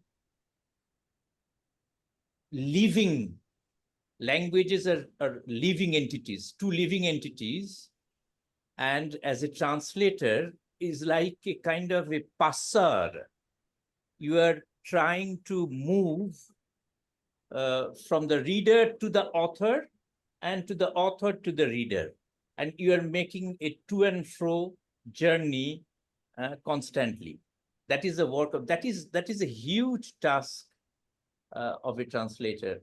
And that is why I think if you don't have really a passion for translation, passion for literature, passion for language, you cannot translate, because the most of the people, they will find it absolutely nonsensical and wastage of time of doing this kind of works, and your work will not be acknowledged, because translator's name is always eclipsed by the author. So translator actually doesn't exist. He's a ghost being. So this is that. It is absolutely a thankless and a very tough job, being a translator. No, but Trinanjan, I think now the situation is changing, because from my personal experience, I can tell you, I was extremely elevated when Andre Filter, the poet, he told me she is my co-author. I never got such recognition as a translator. I think the ideas are changing, maybe not in our countries, because, in many books, they don't even mention, the publishers don't even mention the name of the translator, as it is a commissioned work. If it is a commissioned work, it is absolutely needless. But I think the situation is changing. Let us hope it will change. That is a good news. Yes, let us hope.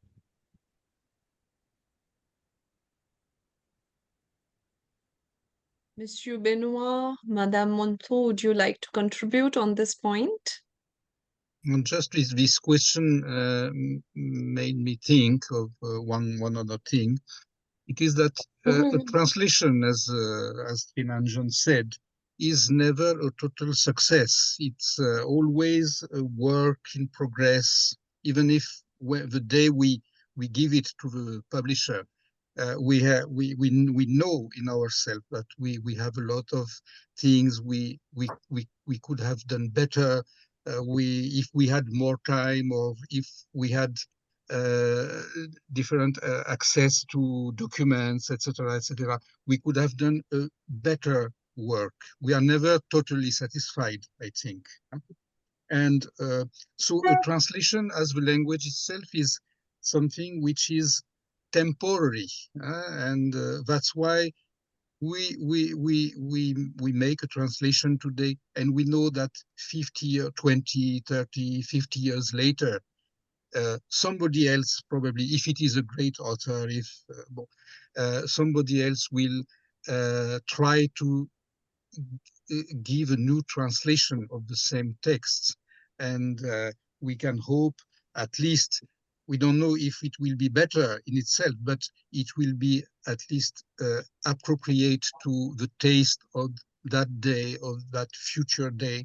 And when we read old translations from 19th century, or even from 50 years ago, many times we are not satisfied, even if they were not bad translations in itself, but our taste, our language, many other things has changed.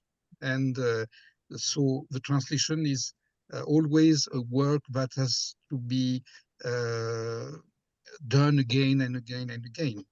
So, and that's very challenging, of course. And Trinanjan was saying, I think it has to be a passionate work. It requires passion, dedication, and it's very exciting. You used many times this term of an exciting job, an exciting work, and I really share this feeling. I apologize for jumping in with a question. I've been dying to ask Monsieur Benoît, my revered teacher from long time ago, and even now I consider. I'm 12 and a half hours behind everybody, and I have to get back to work, so I apologize. But Monsieur Benoît, as you know, I teach a class, a translation workshop, and we greatly enjoyed your translation of Shonar Kella. That we read, most of the book, actually. We also watched the film. Very quick questions to you. In the original story, obviously, Feluda and Topshe are cousins, but in your translation, you've made them into uncle and nephew. Was it a conscious choice to perhaps tap into the French icon of a tonton loufoque or something like that? And also, where Satyajit Ray uses telepathy, you call it geometry.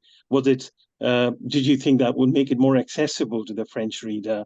And two, in connection with your question, you had earlier said that in Bengali we have mama, kaka, dada, pishi, etc. Make it very difficult nomenclature.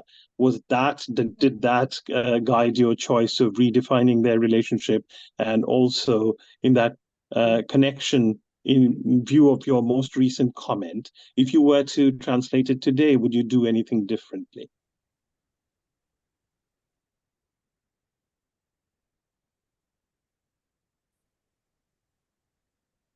Your mic, Mr. Benoît. So I was saying I totally forgot for which reason we made these changes, or is this a change in the Bengali version itself? I don't remember, so I can't give an answer to your question regarding the relationship between Topshe and Feluda. And but one thing is sure: if I translate it again, any of the books I translated in the past, if I make a new translation now or a few years later, it will be different. That is sure. In many aspects. And I have one quick question for Ms. Annie Montaut, if I've got her name right. Would you consider translating Harivansh Rai Bachchan's uh, collection of books like Rupert Snell did into English. I think it would be very interesting to see a similar set of translations into French of his sort of quartet, I'd say. Well, in fact, I did it, not in the book form. His great son, speaking of Bachchan. Yes, yes. Harivansh Rai Bachchan. So Amitabh came at the Théâtre des Champs-Élysées with a request. I want to sing the poems of my father. And then I was asked to translate for subtitles and giving a real translation. And so I did. So yes, to answer your question, I did consider. I'm not particularly happy because well, in my sense, for this celebration, family celebration, the choice was not of the best poetries, because the best poetries were not free of rights. It was a very complicated matter. So many of them was, to my surprise, quite trivial. But I did that with a certain pleasure, although certainly it's not the kind of literature I would myself choose to promote. But some poems, songs are very, very nice, and it's different. It's like translating songs. An experience. I like that also. But to come back to the last question, there is a very good example in Hindi, a whole epic poem, 21st century, in modern Hindi, relating the story as a translator of the first translator in the Asian world, between Sanskrit and Chinese. It was Kumar Jiva, and the book tells the story, the biography of the guy, but at the same time, his intellectual biography. And his intellectual biography is the pure devotion to translation. Not any, of course, the Buddhist canon, but the passion of translation amounts to a kind of theory of translation, and he insists on that both Philippe Benoît and Trinanjan have said, that it's ever-changing. It's a personal transformation also. Your mastership on language, your circumstances, he was a prisoner for 7 years, everything contributes to make your abilities as a translator ever change, ever echoing an inner transformation. And in this particular case, of course, it's a spiritual research. But I am not far from thinking that translating is a kind of spiritual quest also with language. Thank you very much. I would be very grateful to have your translation of Harivansh Rai Bachchan's poem, if there's any way to You just do that. send me your address by Clémentine. I will do that. And generally, only maybe 6 of them are from Madhushala, the best ones. All others, you will see. Okay, I send it to you. okay, I will reach out to you. And one quick question for the native French speakers, especially. I'm currently taking my students through Mircea Eliade's La Nuit Bengali, and also Moitrey Devi's Rejoinder book on that called Nahannate, of which I don't know if there's a French translation, but there's an English translation by Purushottam Lal. My question to the French speakers here is that, this is a bit intriguing for me, also my students, and I've found some formal explanation, but I'm just curious as to why Mircea Eliade, who obviously knew French very well, and Alain Guillermou, who did the translation from the original Romanian, they chose La Nuit Bengali, but Bengali is spelled with just an I, without the E in the end. But Nuit is feminine in French, but he chose La Nuit Bengali without the feminine gender in the adjective. And I've heard some explanation, but I'd be curious to know what might have driven that choice from you distinguished panelists. Tu réponds, Philippe? Je pense que c'est parce qu'il y a deux écoles en français, hein. Il y a des gens qui considèrent que les adjectifs du type bengali qui sont d'origine étrangère n'ont pas à être accordés et restent invariables en somme. Et puis, il y a ceux qui préfèrent les traiter comme des adjectifs, disons, appartenant pleinement à la langue française et qui font l'accord. Il me semble que c'est ça. Donc, en fait, on a le choix, je pense, hein. Moi, je sais que je préfère finalement, en général, faire l'accord, justement. Je préfère les traiter. Donc, j'aurais écrit La nuit bengali avec un E à la fin. Alors, je ne sais pas si l'Académie française, par exemple, l'accepte, hein, mais voilà, je pense qu'il y a ces. Je ne sais pas si Annie, tu aurais dit la même chose. Absolument, absolument. Bon. J'étais en train de me dire, est-ce que j'accepterais la nuit hindi? Mais ça n'a aucun sens, hein, parce que bengali, c'est le nom d'une langue, mais c'est aussi le nom d'une culture. Hindi, c'est vrai que ça nous fait Un bizarre peu de voir la différent, nuit oui. hindi avec un E. On a tendance à pas l'accorder. Et pour beaucoup de noms propres, surtout si on les met au pluriel en plus, ça fait drôle. Je pense que c'est seulement pour cette raison que c'est pas accordé, mais bizarrement, on a accepté bengali. Tout le monde l'écrira avec un E, je pense, aujourd'hui, dans ce Il me contexte-là. semble.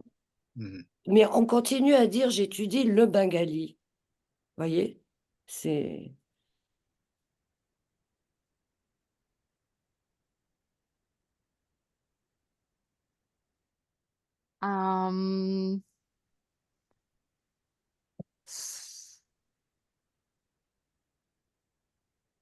L'explication qui a été offerte, c'est que absence de faute grammaticale en français bengali est correcte lorsqu'il qualifie quelque chose lié à la culture, à la langue ou au peuple du Bengale.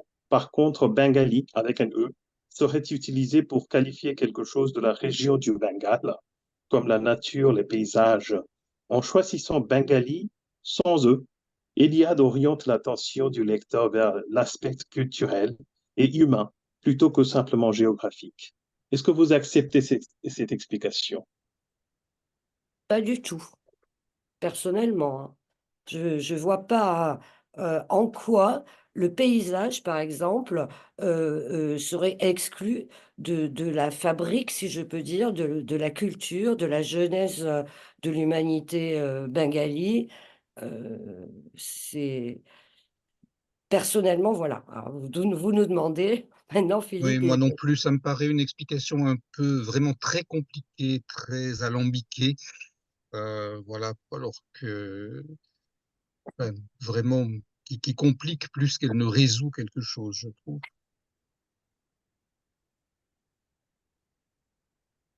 Je suis vraiment heureux d'avoir vos réponses.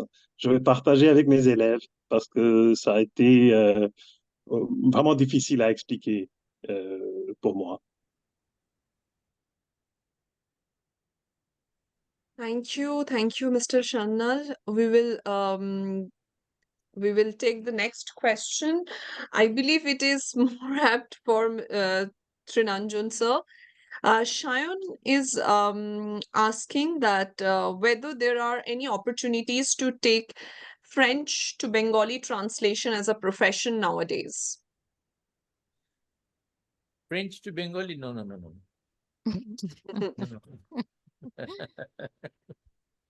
No way. No. There isn't any, professionally. I don't think it's a very viable proposal. French to English, yes, but French to Bengali, no.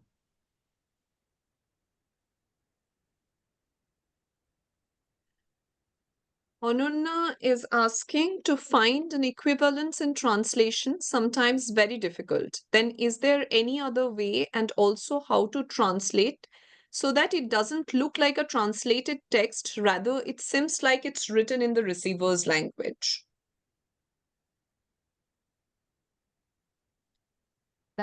This is a very good question, because I know Yes. that sometimes when translating from a very different language, I know that I have come across translation from that look very stiff. How do you avoid this stiffness in the translation? That is also something I'm very curious to know.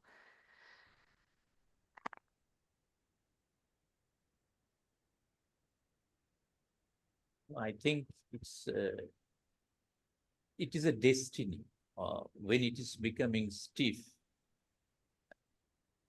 So the equivalence is a very, very,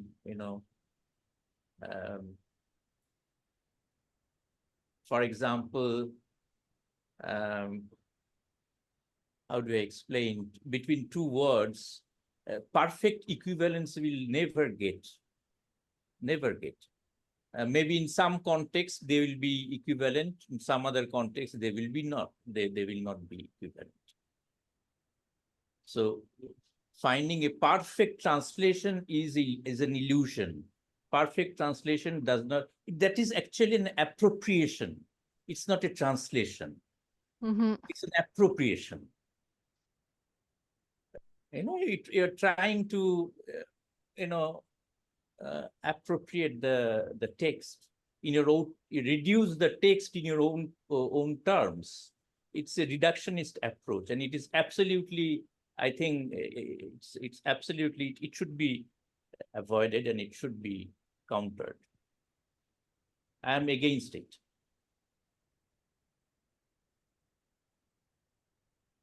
Maybe we can just select one last question, Moitri, among the Yes. different questions, because we have Yes, already. because yes, absolutely. Because I see there are a few questions which we have already addressed during the course of our discussion.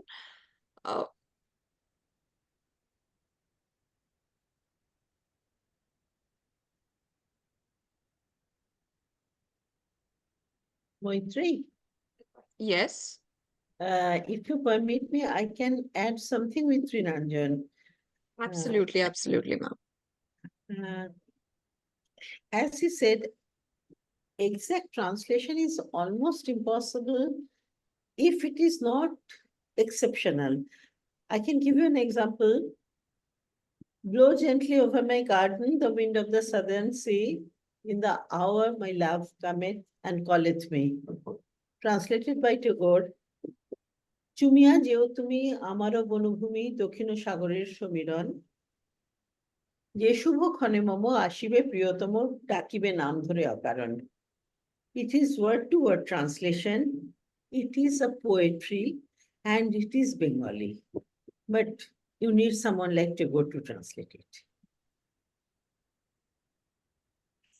So maybe the one last question I would like to select from, because this is something in it that I find interesting, is that Bengali, like Hindi, are very rhythmic languages.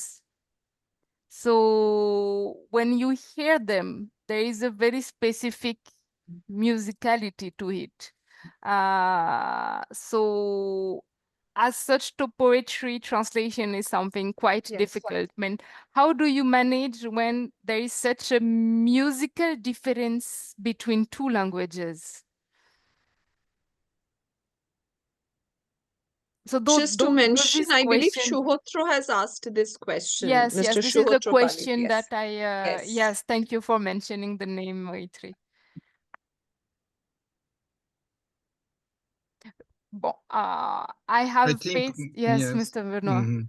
No, this is a very important question, of course, and I think even when we translate prose, in yes, most of the cases, we have to be very sensitive to the rhythm and other elements of the sounds, like alliterations or many things of that kind. And of course, it's not always possible to translate it very precisely. But at least we have to keep in mind that this is important. And if we have this in mind, I think that in general, we find a solution at the end to rend at least a part of these sounds, of the rhythm, which of course are different from one language to another, because the sounds are different, the intonation is different, the rhythm of the phrases and the length of the words is different, and so many things. But if we keep in mind that this is very important in a translation, and I insist, even in also as well in poetry as in prose translation, I think we get the solutions in general.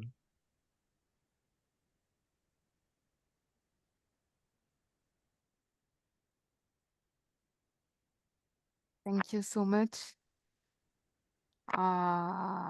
If we could not answer all the questions, we are very sorry. Maybe we can keep them for next year and repeat this event, because I think that there will always be new questions, new things to share on that topic.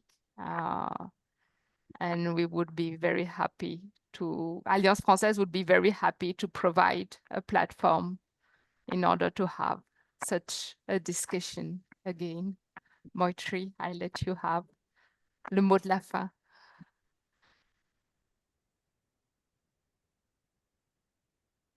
Thank you. Thanks a lot for all of you, to the panelists as well as the audience, for being such an amazing listener throughout the session. As we approach the conclusion of this enlightening, insightful webinar on present and future challenges of French to Bengali and Bengali to French literary translation, on the occasion of International Translation Day, I would like to invite our panelists to share a few words about the translator, Professor Pushkar Dasgupta. Already, Trinanjan sir has mentioned about him. Given that most of you have had the privilege of knowing him, it would be wonderful to hear your reflections on Professor Dasgupta's influence and contributions, which have played a significant role in shaping the field of literary translation. Thank you. I would like to add that especially that he was a teacher in both the institutions that are represented today, Alliance Française du Bengale and Institut National des Langues et Civilisations Orientales. Mr. Trinanjan, Madam Kanchana, if you could just say a few words so that we can dedicate this webinar to him and to conclude this evening. Actually, already I said, I already expressed my, I had already done this. So I think, Kanchana, if you can add something to that.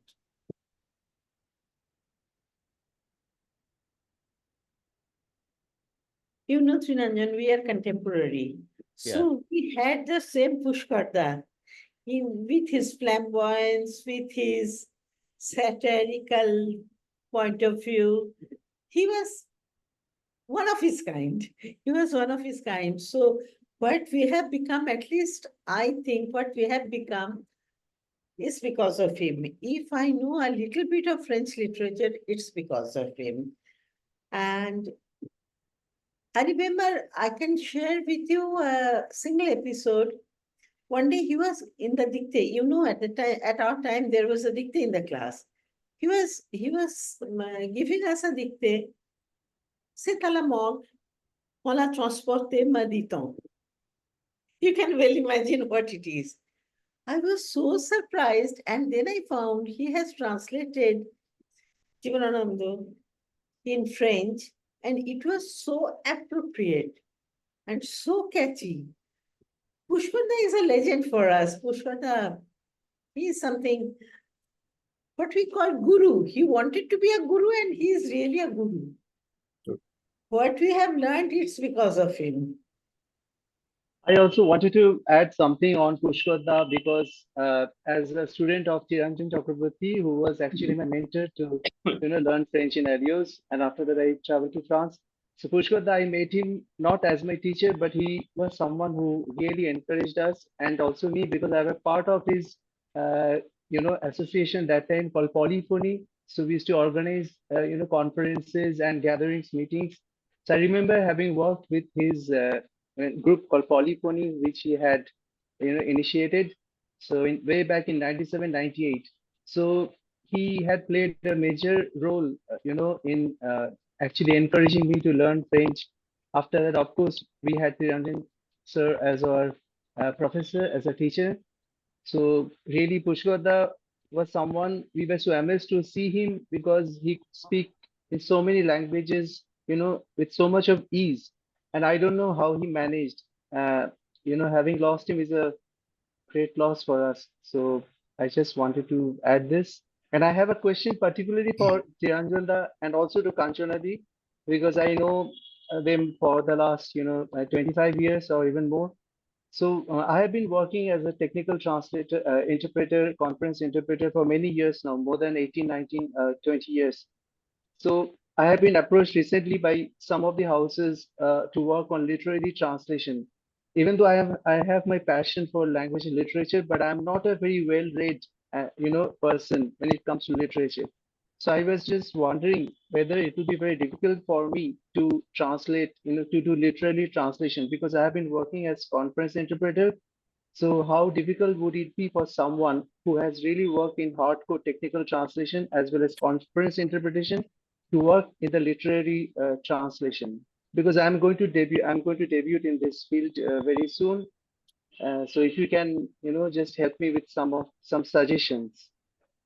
No, I think, Saurabh, I know your flair for languages. Maybe you haven't read a lot, the literary things, but I think if you have to work for that, uh, you have to go through the literary works and master the way the things are being described or recounted, and I think you can do that. You have that ability. You can do that. I know you Okay, personally, so I know that you can do that. okay, thank you very much. Thank you. I would, and even if I do not know you personally, Saurabh, but I would say just to encourage you that if you feel attracted by literary translation, try it, do it, at least as an experiment for choose a novel, or a short story, rather a short story, which Yes, maybe yes. would be a good field of trying if really you can do this kind of activity. But if you feel attracted by it, try it. Right. Yes, yes. Of course. Thank you. Thank you. Thank you. I believe, Clementine, we have arrived to the concluding point of this wonderful session. And on this note, we will be concluding the evening. Thanks a lot to everyone. Clementine, if you would Merci. like to add a Thank you few very much. words. No. I don't. I will not add a few words. Thank you so much for your participation, all of you. And I'm looking forward to more sessions like this. Like this. Merci. Thank you so much. Merci pour tous. Merci Merci beaucoup, beaucoup. À Au bientôt. revoir et bonne Au Thank you. soirée. revoir. Au revoir. Bonne Au revoir. soirée. Au revoir. C'était Au super. revoir. Okay. Au revoir.